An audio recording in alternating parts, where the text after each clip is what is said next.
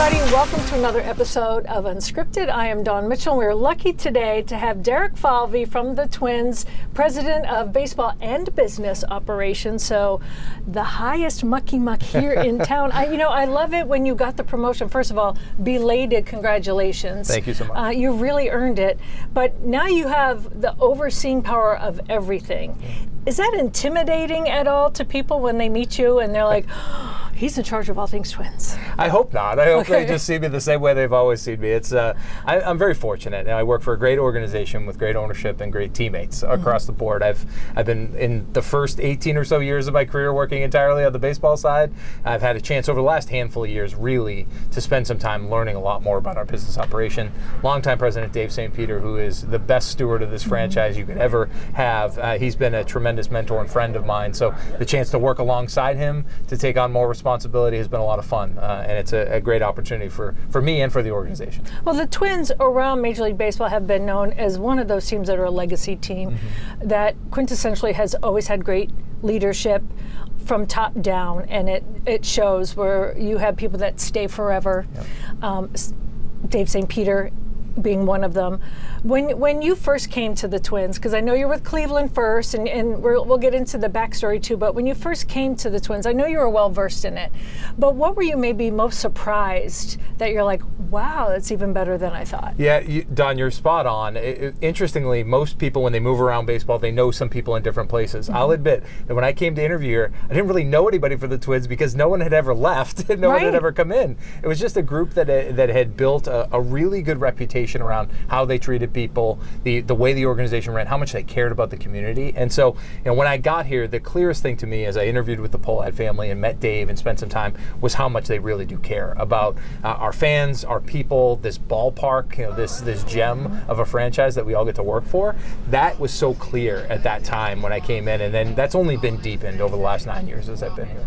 And now there's going to be an ownership change, so things are kind of in flux. So the best thing that you can do is to kind of keep the status quo, because I'm sure people get nervous. There's also a trade deadline coming up. You've got a lot of balls literally in the air when it comes to this team, but yet you're sitting down with us. How do you manage the stress of all of those things on a day-to-day basis and still do the media, be a dad, be a husband? Is there any tricks to the trade? Yeah, Don, it's a good question. I hope I juggle it okay from time to time. My wife is tremendous. Megan keeps me grounded at all times and is making sure that I'm everything I need to be at home, and that's a priority for me for sure. Here when I'm at work, it's really just trying to make sure that I am here to empower my team and find a way to get those people to do the jobs to the best of their abilities. No one person ever runs any team, whether it's on the field or off the field. And so for me, as I've learned from Dave, as I've spent time with the Pohlad family, certainly over the years, I know that the best thing I can do is put people who work for me in positions of success. And ultimately, that's been my focus now on the business side, just as it has been along the baseball side for a number of years. Well, July 31st, like we said, the trade deadline is coming up. Many people are speculating, buyers or sellers, think they're going to be sellers. Are you sick of those terms? And where do you feel like the team really stands right now that you can share? We know there's a lot that you can't share. Yeah, for sure. And I would say that, every year the buyer-seller conversation is a reality. So don't get sick of it so much. But I do know that you're always having an eye on the present and on the future. In my job, I can't just focus on tonight's game alone. There are people out there just focusing on tonight. They're part of our staff, the coaching staff, the players themselves. But I need to keep one eye on the present and on the future because we want to build something sustainable. And obviously the team will kind of determine where we are at that stage of the game, right? How many wins we have, where we are in the standings. That tends to drive a lot of your decisions. And we feel like if we can get healthier, continue to play well, we've had some ups and downs through the course of this season. If we can continue on a good track, we know we have a good team here. So we'll continue to evaluate it. I think 95% of the trades get done in the last 24 hours leading into the deadline. So is that where you lose most of your hair? It's a busy 48 hours, I will tell you that. Well, I know the team started off slow and then all of a sudden got hot. And then, like you said, injuries, they play a role. Most notable right now to Pablo, we're waiting for him to come back, seeing where things go. You have to do through that rise and fall with this team. So let's talk about the positives right now. Byron Buxton, who has had injuries in the past, Buck is playing lights out right now. And even when I talked to him in the locker room earlier in the season, he just had this different confidence about him. He's always a confident man, but he just seemed different this year. And he's been leading this team. What have you seen? Everything you just said. I think you're spot on. He was different from the jump. He felt healthier. He admitted this was one of the healthiest off seasons he's ever had. So he could have a regular workout routine, not recovering from a surgery or an injury or something to that effect. That allowed him to have a very normal off season, not just physically, but mentally and emotionally. It's hard to come back from all the things that he's dealt with. And about a month or two into this year, when he was going as good as he has been, I actually walked over to his locker and I said, you know what the best part about this year has been for me so far? Watching you smile every day. Because I said, I've seen the other side of it. I've seen when you struggle. I've seen, been struggled because you're physically not capable of doing the things you know you can on the field. He cares so much about this team. He cares so much about his teammates that he always wants to be there for them. And I think it's for him, it's incredibly hard when he's not out there to perform, when he's not healthy, because he feels he's letting everyone down. And so for him to have this run and be the player he's been, it's just been a joy to watch. I also like how the players show him the respect due, and sometimes veterans don't get that. This team really shows him the respect. And it was like a microcosm of it when you had those back-to-back walk-offs. Yes, Harrison Bader had the nice home run. The next day when Brooks Lee had the bunt walk-up, which I started thinking, I don't know if I've ever seen that before in my life. I was trying to remember the look on Buck's face. And you see it in all the replays. He kind of had that sly little smile, like he knew what was coming. They have that rapport. And to see it, whether it's a home run walk-off, to see it, whether it's even in a loss or a bunt, just that camaraderie. But it starts with him in many respects. Don, you're spot on. I think that he's been our energy guy for years and always has been. So when he's not there, we feel it. We lose some of the energy. Other guys have to step up and fill that void. But for him, the reason you see the guys defer to him and have the respect that they have for him is just the way he is as a teammate. He shows up every day. It's never about Byron. He never wants to make it about himself. When he was named an All-Star and part of the All-Star team, it was on a day we didn't win a game. And he's not all that comfortable being recognized in the room and celebrated, even though every person in the room wants to celebrate him. So it speaks to who he is. It's always team first. He believes that he's the guy that can be out there and be the best teammate he can be, and we're really proud to have him. Also, Carlos Correa, he's had his share of injuries. He also showing what he's made of. I know sometimes plantar fasciitis is something that comes and goes, not something you can predict, but when he is on, the effect on this team is measurable and sometimes immeasurable with his off-the-field kind of spark plug that he provides. Yeah, he provides a different kind of leadership than Buck. Buck has that kind of natural just effervescence and energy in the way he goes. Carlos comes with pedigree. Carlos comes with a resume, right? Having played in one World Series, having gone through the ups and downs of playoff games and ultimately won some and lost some along the way. So players look to Carlos for a different kind of leadership around his experience, what he brings to the room. And admittedly, he's not the offensive player this year he knows he's capable of. He hasn't quite hit the way he wants to, but his defense shows up every day, and he never lets that slump, and his leadership in the room never slows down. And so those are the things that when you are going through tough stretches, you need to look to your leaders for the consistency in the game. Those two guys bring it every day in the same way. When you have a chance to add to your team when it comes to the trade deadline, is this when you love it? Do you some people they love that part of it? Yeah, I mean, you love the idea of trying to figure out ways that you could add to the group, right? But you also are focused primarily most days on what you already have, right? Because the vast majority of your performance is going to come from the guys in that room already. And yes, if you can find ways to augment and you're in a fortunate position to be buying rather than selling, it's a great feeling. Now, if you are selling, the reality of my job sometimes is to make some of those tough decisions that set you up for the future, that aren't just for the short term, but for the long term as well. A couple years ago, we had tough decisions to make. I remember one in particular, Eduardo Escobar, a very well-loved player for our team. He was a free agent at the end of that year. We had to make a difficult trade with Arizona where we felt like it was a good fit for Eduardo to go to Arizona, and we got 3 minor league players back. One of them was an A-ball pitcher who was Joan Duran. And years later, those guys show up here and they make an impact at the big league level. I think the same thing about Nelson Cruz when we got Joe Ryan back. These decisions have to get made, and they're painful in the moment, but you're always trying to think if there's an eye on the present, an eye on the future. Buying and selling are part of the job, and you have to get used to both. All right, we've talked present and future. I want to talk about your past a little bit. You brought up the World Series. You've had a World Series run. Sorry, don't mean to bring that up.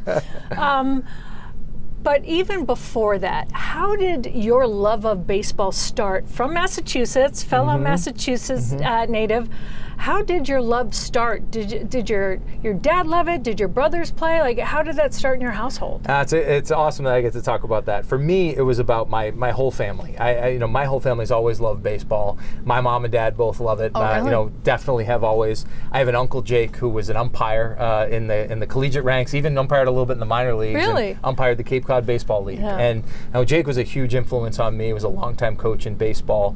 Really elevated my love for the sport. My grandfather, whose also name was Jake, he loved the game of baseball. I think being around it, obviously I love to play. I love to be inside the game. But it was really, I knew at some point when my playing career was coming to an end that I still loved everything about the game. How to build a team, how to be a good teammate, how to elevate and lead from inside a team framework. To me, I hoped that there was a path for me somewhere in professional baseball. And when I went off to scout the Cape Cod League on my own, I hoped it would build skills that would eventually lead to a path and a career in baseball, and I couldn't have imagined this. And a lot of people in the Midwest, I mean, if they're baseball people, they know what the Cape Cod League is. But back east, it's huge. And it is big in baseball. Can you speak to what that is for some people that may not know? Yeah, so every summer, the Cape Cod Baseball League fields 8 to 10 teams that have the best collegiate baseball players in the game, right, that go there for a summer. And it's a great experience. There was a movie a few years ago, Summer Catch, that kind of highlights it some. But it really is where the best talent goes. And I was very fortunate living only a couple hours away from it. There was traffic. I had to battle that from time to time. But going down on my own to scout that, to take video of players, write up my own reports, was how I built the living, breathing resume for myself that I sent off to teams. That's what ultimately led for me to break in to be an intern at the time in Cleveland. And if I hadn't done that, if I hadn't been around that quality of baseball, having seen it, having evaluated it, I don't know if I would have been able to build those skills. So not just on the field, what the Cape Cod Baseball League provides, but ultimately off the field for me was a significant influence. When I was at NESA, New England Sports Network, we had an intern named Theo who ended up working for the Red Sox and winning a World Series and going to the Cubs and winning a World Series. You were young when you were an intern. You were young when Cleveland said, hey, this guy has something. I know he went to a Little Ivy, right? Yep, Trinity. Yep. Little Ivy, smart guy, knows his baseball. How important were those years with Cleveland for you to really give you that leg up, like Theo had in Boston? No question, and I know Theo well, and obviously he paved the way for a lot of people working in the game who didn't necessarily play professionally, didn't find their way through the minor leagues. He found a way to add to a front office really early on in his career. I think that opened my eyes, much like Moneyball did and other books and things that were being discussed at the time, that there were different paths into the game. And when I got that internship in Cleveland, that changed my life because I had tremendous bosses and mentors and teammates and friends that I worked with that ultimately invested in me. And another gentleman, Terry Francona, Tito, who he and I became so close over the years in Cleveland. All of the things I learned in the game came from those people, whether it was Mark Shapiro, Chris Antonetti, Mike Chernoff, Terry Francona, the people who I worked for in Cleveland. They kept encouraging me to keep leaning in, to keep trying new things, to keep trying to find ways to get better, and they gave me those opportunities. So when I had the chance to interview here and ultimately get the job, I knew exactly what I wanted this environment to look like. I wanted to try and replicate the ability for younger people within our group to grow, to create an environment, a culture that would ultimately keep pushing everyone around to try and be the best that they could be. What was that World Series run like against the Cubs, right? Yes, yeah, it was a wild experience, and for those who've been around it, every game is so intense, there's so much pressure, and you win one round and then you have relief for a brief moment, then you're right on to preparing for the next round. And for me, it was a very unique time because I'd been offered the job here in Minnesota. I took the job, but the agreement was that I would stay with Cleveland through the end of their season. At the end of the year, we didn't know it was going to be Game 7 of the World Series, but that's where it ended. And ultimately, just great memories for me.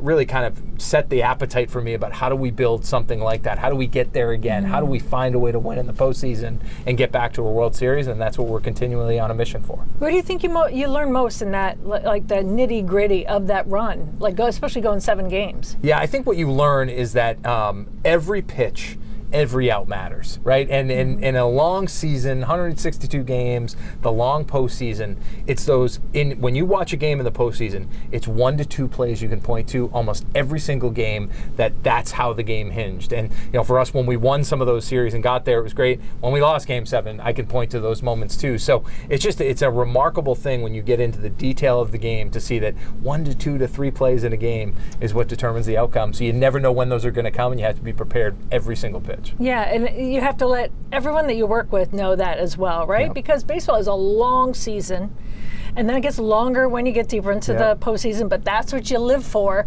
right? You have to kind of keep all of your staff on their toes, so to speak. It's not really hard because they all know they're in a World Series run, but to have that intensity, just like the players on the field do, that's a lot. Yeah, no doubt. And I think you have to find that right tension and that balance between the pressure that you feel that you just described, but also realizing you've been here. You know how to do this. You know how to perform. Don't let the pressure overwhelm you. Let it sharpen you to some degree. And so having that balance is really hard. That's what good managers, that's what good coaches, that's what good staff members find a way with players is there's a lot of outside noise. There's a lot of things you can't control. There's going to be a lot of stories that you don't agree with. There's going to be a lot of comments on social media you have to deal with. How do you focus on the controllables? How do you make sure that what you're doing and what you're focused on is the right thing? And for me, I got to watch that with some really experienced special players. I've seen it over the course of my career here. You talk about it with Carlos or Byron, players that have excelled in big moments. You can see how they slow the game down and they laser focus on the things that are most important. How is it for a kid that grew up as a Red Sox fan, I'm sure, now you run the Twins, to get Roger Clemens' son Cody on the team? I know that had nothing to do with it, but it is kind of a personal, maybe full circle moment for you. And then you see how well he's been doing, hitting home runs, making his way in. I remember when he was born and he started, Roger named all his kids begin with a K because he likes to strike people out, for those that don't know the story. But for you, just personally, going, oh, that's kind of cool. It's pretty cool for a host of different reasons. Obviously, I was a young pitcher growing up in the Boston area. Roger Clemens was a big deal then, and certainly a tremendous player in his own right. Another unique kind of connection to that is I have a cousin in my family who actually did some babysitting for them when they were back in the Boston days. So, how about that hilarious for small world connections? But when Cody came up and performed the way he did, and Roger and I got a chance to talk when we were there in Fenway, when he hit a home run right in front of his dad. I remember talking to him after the game, and all you saw was a proud dad. Forget about what Roger's accomplishments have been in this game, and even what Cody has kind of carved out his own way. It's just a proud dad, and those are the moments that bring you back to the human element of this sport. Is just that uniqueness to that fact that I've been lucky enough to be a part of this for close to 20 years now across Major League Baseball. It's just a gift, and getting to see that is a real pleasure every day. And I think Rocco really brings that to the team too, like that personal element. Like, yes, he's a manager, but he seems to handle the players well. And you're both New Englanders.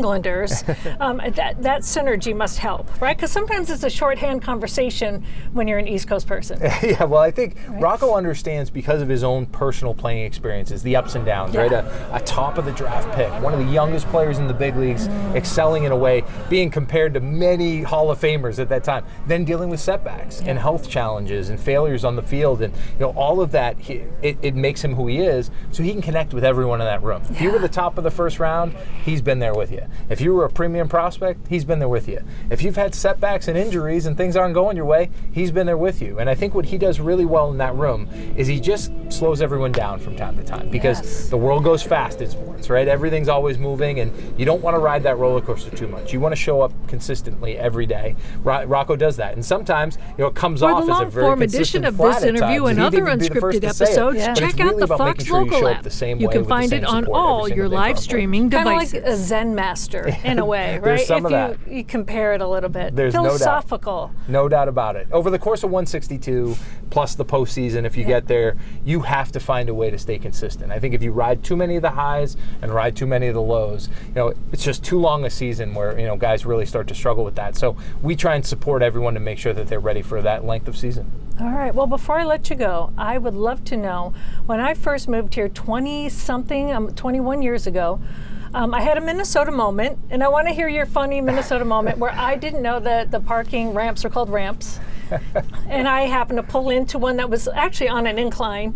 And I said, well, and there's cones, and where do I park? Well, on the ramp. And it was like, who's on first? Yeah. You want me to park right on the ramp? Won't I be in the way? And it turned out this lady walks by and said, honey, the whole thing's a ramp.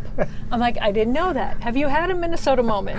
I don't think I have one quite like that. Best I can think of on the fly is there are some, we do a bit during the course of a game about can you name some of the cities and towns. Oh. And I remember when I first got here, I'll probably offend some people on this, but Wayzata was hard for me to understand, and then it was, it's Wyzetta. Okay, it was trying to make sure I understood the names of the towns and the cities and what that meant. That's probably true of anyone who moves anywhere, but it was certainly the moment for me. Well, logically, you should know that because back east, the names are not how they look, right? Fair, that's very fair. And I only got that correct because when I worked in Chicago, my photographer was from Wyzetta. He gave me a heads up. I came in here looking like a pro until I hit the ramp. Yeah, right, exactly. There's always a Minnesota moment. There's always a moment, that's for sure. Well, I'm so pleased that you took time to talk with us, and especially in the middle.